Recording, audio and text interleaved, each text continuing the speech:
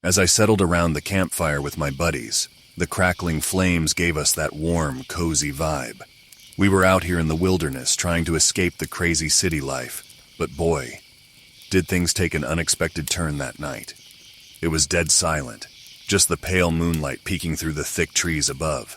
We were all about stories and laughter, exactly what we signed up for on this remote adventure. But out of nowhere, this spine-chilling howl ripped through the quiet, sending shivers down my spine. My heart raced, and I felt like an icy hand was squeezing my chest. Some wolf, huh? One of our gang tried to sound reassuring, but we were all on edge. Wolves were common around here, and usually their howls were no big deal. But this one was different, like it had its own evil agenda. We sat there trying to shake off the unease, but those howls just kept getting closer. My neck hair stood on end, and I was full-on freaked out by the unknown. Panic was setting in, and I was grasping for a logical explanation. Maybe it's just some wolf pack chat or a lone wolf looking for a late-night snack. But the darkness started closing in, and those tree shadows were dancing like they had some wicked plans. The howls got louder, more desperate, like whatever was making them was closing in. My heart was doing a drum solo, and I was breathing like I'd run a marathon.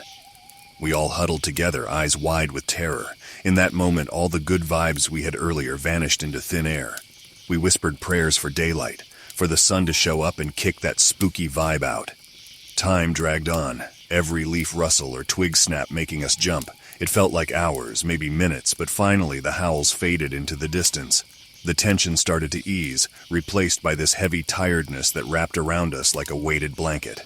We didn't dare move until the morning sun broke through, and our campsite went from creepy to just another forest.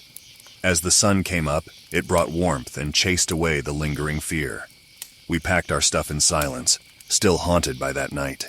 The wilderness had revealed its wild side, and we'd stared fear in the face. It was a night we'd never forget, a crazy reminder of how unpredictable the wild world can be. As night fell and darkness covered our camp, we started feeling pretty calm. The torchlight made weird shadows on the trees, and the forest came alive with nighttime critter noises. But, oh God, what happened next was anything but peaceful. First, we heard some rustling near our tents. Me and my buddies glanced at each other, a bit freaked out, but we thought it's just some curious animal checking us out.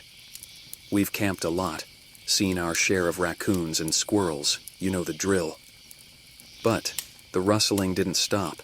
It got louder and seemed like something was sneaking around our campsite on purpose. We got seriously freaked out, feeling this creeping fear. So, I grabbed my handy-dandy flashlight, mustered my bravery, and ventured away from the cozy campfire. My heart was racing, and every step sounded like a drum beat in the quiet night. Guess what? When I got close to the rustling, I saw shadowy figures in the trees just out of my flashlight's reach. Panic hit hard, because we weren't alone. Something was out there watching us, but we couldn't see it properly. I called my friends over, and we shone our flashlights at the shadows, but they kept slipping away. It was like chasing ghosts, and we felt totally exposed. Our once comfy campsite felt like a trap, and fear took over. We huddled together, flashlights shaking, but those figures stayed elusive, always at the edge of our vision. As time passed, the fear grew stronger. Who were these shadowy folks, and what did they want? Were they just curious or something scarier? We had so many questions, but the dark didn't give any answers. Hours seemed to drag on, and we stayed alert, waiting for morning. Finally, the rustling stopped, and the shadows disappeared into the woods. When the morning sun came, we packed up super quick, eager to forget that shitty night we just experienced. We may never know who or what was watching us, but that night will forever make us more aware of our surroundings when we go on our next trip. Although that night scared the living shit out of me and my friends, I guess I can say that this night will forever make our camping stories a bit more thrilling than usual. I didn't plan for things to turn out like this. All I wanted was to hang out with my friends, go camping, and have a good time. But I made a big mistake. I convinced Sarah to come along even though she really didn't want to go into the woods. I pushed her so hard that she felt like she had to say yes, even though she didn't want to. I can't help but wonder what kind of friend, what kind of person am I? Sarah was always the shy one, always hesitant of new things, people, or places. That night, we teased her a bit just to poke fun at her. She eventually had enough and wanted to take a walk in the woods alone. We tried to talk her out of it, told her that we were just playing around and how we'll stop, but she just rolled her eyes and disappeared into the dark forest. The night had already been super scary, with weird noises and spooky shadows all around. But when our friend Sarah decided to wander off by herself, things went from scary to heart-wrenching. As time went by, we got more and more worried because she didn't come back. We called her name, but there was no answer. Panic set in, and we shouted for her, our voices shaking with fear. Then, just when we were really scared and about to lose hope, we heard her voice. It echoed through the trees, sounding far away and super creepy. "Guys, over here," she called. We were relieved and followed her voice, thinking she'd gotten lost. But as we got deeper into the woods, her voice seemed to come from everywhere, making us super confused. It was like the forest was playing tricks on us, leading us further into its spooky heart.